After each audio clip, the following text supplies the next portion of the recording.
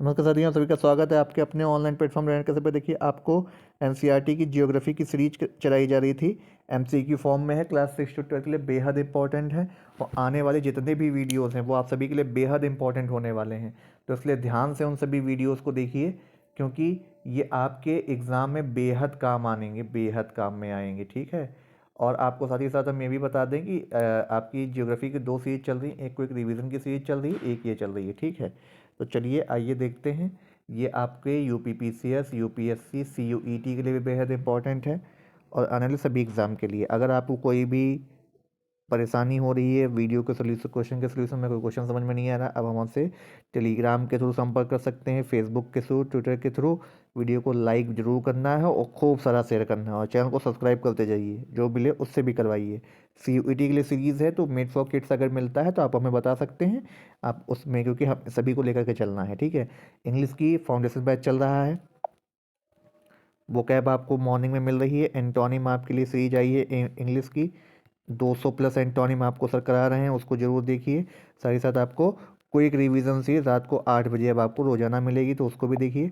आइए देखते हैं पहला क्वेश्चन। रोपण कृषि, सॉरी, क्वेश्चन क्या है, लेकिन में से कौन उस कृषि प्राणी को दर्शा इसमें एक ही फसल लंबे चौड़े क्षेत्र में उगाई जाती है। तो एक ही फसल होती है रोपण कृषि में, ये होती है आपकी औद्योगिक कृषि, कि उद्योग भी चल रहा है, लंबे चौड़े क्षेत्रों में फसलें भी उगाई, वाणिज्यिक खेती एक तरीके से कह सकते हैं। रोपण कृषि में आपकी चाय, कॉफ़ी और रबड़ और गन्ना, ये ऐसी इसमें खेतियाँ करी जाती हैं। तो इसका ऑप्शन नंबर बी सही है। अगला, सलाल प्रोजेक्ट आपसे पूछा गया है। कौन सा पूछा गया है? सलाल। तो सलाल आपका जो है जम्मू कश्मीर, आपका नाम याद होगा, चेनाब नदी पे है, बेहद इंपॉर्टेंट है। अभी अभी उस पर इनाग्रेशन भी हुआ था और अच्छे तरीके से चल भी रहा है। तो ये आपका चेनाब नदी पे है। किस पे है? चेनाब रिवर पे। ऑप्शन नंबर बी है इसका राइट आंसर है, चेनाब रिवर। और ये कहाँ पे है? जम्मू एंड कश्मीर में, जल विद्युत परियोजना। अगला, भारत में शस्य प्रारूप के संबंध में नीचे दिए कथनों पर आपको विचार करना है। कि रबी की फसलों को शीत ऋतु में बोया जाता है, पहला। खरीफ की फसलें मानसून के आगमन के साथ बोई जाती हैं, तीसरा। रबी और खरीफ की फसलें ऋतुओं के बीच ग्रीष्म ऋतु में बोई जाने वाली सब फसल को जायद कहते हैं। तो बताइए कौन सा इसमें आपका राइट आंसर है? इसमें आपका राइट आंसर है, इनमें से कोई भी नहीं सही है। अब कोई क्यों नहीं सही है समझिएगा। देखिए, विविधताएं हैं भारत में, आप सभी को पता है। तो 3 ऋतु होती हैं। ठीक है। और जो शस्य ऋतुएं हैं आपकी, जो फसलें हैं, वो आपकी हैं रबी, जायद और खरीफ। ठीक है।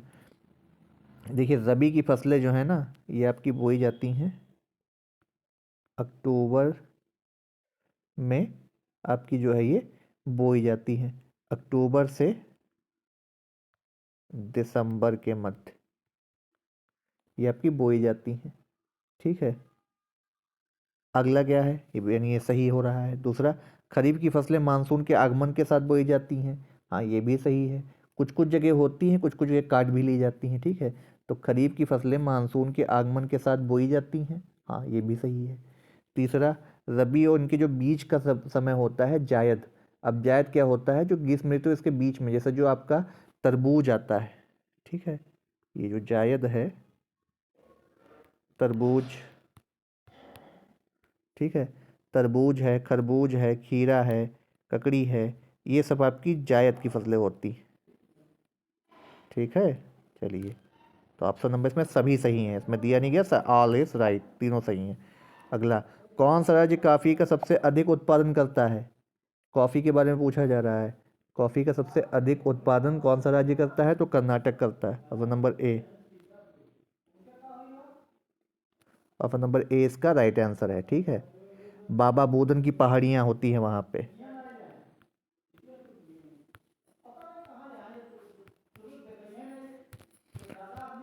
अगला क्वेश्चन, रबड़ की फसल के संदर्भ में लेखन में से कौन सा कथन सत्य है? ये भूमध्य रेखीय फसल है। ठीक है। इस फसल के लिए 50 सेंटीमीटर से कम की वर्षा की आवश्यकता होती है। इसमें केवल और केवल आपका ऑप्शन नंबर एक सही है, ऑप्शन ए। ठीक है। ये भूमध्य रेखीय फसल है और 50 सेंटीमीटर के से कम वर्षा की आवश्यकता होती है। वर्षा के बारे में ऐसा कुछ खास नहीं बोला गया है। ठीक है। वर्षा इसमें 50 से कम नहीं, इसमें 200 सेंटीमीटर से अधिक वर्षा की जरूरत है। इसे केरल वगैरह में आप देख सकते हैं। तो इसके लिए आपको ये कथन आपका गलत है, पहला सही है।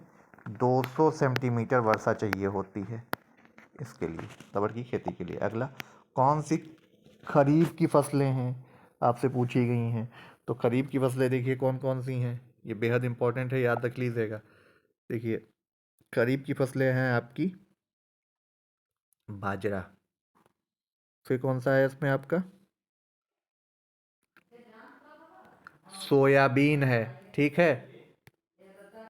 देखिए बाजरा और सोयाबीन आपकी जो है खरीफ की इसमें फसलें हैं, ठीक है।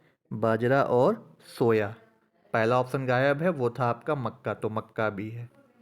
तो पहला, दूसरा, चौथा ऑप्शन नंबर डी, ये तीनों इसके राइट आंसर हैं। अब खरीफ की फसलें कौन कौन सी होती हैं हम आपको बता दें।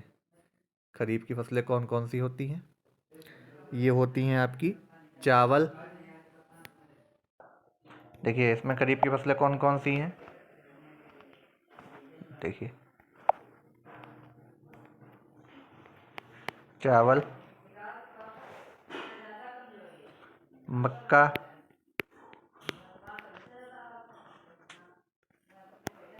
ज्वार, बाजरा,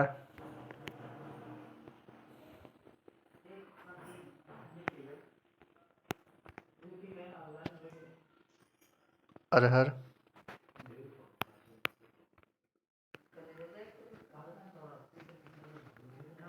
मूंग, कपास। इतने आपके इम्पोर्टेंट खरीफ की फसलें हैं। लीजिए रबी की फसलें,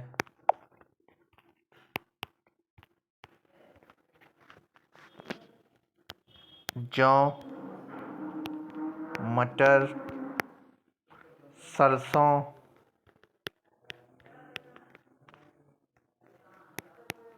चना, ठीक है।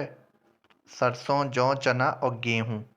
गेहूँ को छोड़ के बाकी आपकी सारी फसलें उसमें हैं, किसमें, खरीफ में, याद रखिएगा। मोटे अनाज से संबंधित आपसे कथन पूछे जा रहे हैं। तो मोटे अनाज से जो पूछे जा रहे हैं, देखिए मोटे अनाज में पोषक तत्वों की मात्रा अत्यधिक होती है। तो ज्वार, बाजरा और रागी भारत में उगाए जाने वाले अनाज है, दोनों सही हैं, सी इसका ऑप्शन होगा, दोनों सही हैं। अगला, भारत में शीत ऋतु में शीतोष्ण पश्चिमी विक्षोभों से होने वाली वर्षा किन फसलों के अत्यधिक उत्पादन के लिए, आपके लिए क्वेश्चन जो पूछा जा रहा है कि शीतोष्ण टाइम पे जो है आपकी वो होने वाले विक्षोभों से होने वाली वर्षा किन फसलों के लिए अत्यधिक उत्पादन में सहयोग करती है। तो ये आपकी करती है केवल और केवल रबी में, ऑप्शन नंबर सी इसका राइट आंसर है। अब गेहूं की फसल के लिए आपसे पूछा जा रहा है, ये बेहद इंपॉर्टेंट है, ऐसे क्वेश्चन बहुत बनते हैं। तो देखिए ये क्वेश्चन आया हुआ यूपी पीसीएस में है, यूपी ट्रिपल एससी में है, कई बार आया है। इस फसल को उगाने के लिए समान रूप से वितरित 75 सेंटीमीटर से अधिक प्रति सेंटीमीटर की वर्षा की आवश्यकता। और दूसरा ऑप्शन क्या दे रहा है, दूसरा कथन ये है, उत्तर पश्चिम में गंगा सतलज का मैदान प्रमुख उत्पादक क्षेत्र। दोनों ही सही हैं, सी इसका राइट आंसर है। और ये बता दें 75 नहीं, 50 से 75 के बीच होती है वर्षा की आवश्यकता, ठीक है। और गेहूं उगाने वाले दो क्षेत्र प्रमुख हैं, उत्तर पश्चिम, ठीक है, और दक्कन में काली मिट्टी वाले प्रदेश। अगला लास्ट क्वेश्चन, कृष्णा नदी का जल विवाद आपसे पूछा जा रहा है। कृष्णा नदी का जल विवाद किन दो राज्यों के बीच है। तो किन राज्यों के मध्य विवाद है, बेहद इंपॉर्टेंस पे कई बार निर्णय भी आया है। तो ये महाराष्ट्र, कर्नाटक, आंध्र प्रदेश और तेलंगाना, इन 4 राज्यों के बीच ये विवाद है, ठीक है। चलिए, तो आपको अगली वीडियो में मिलते हैं।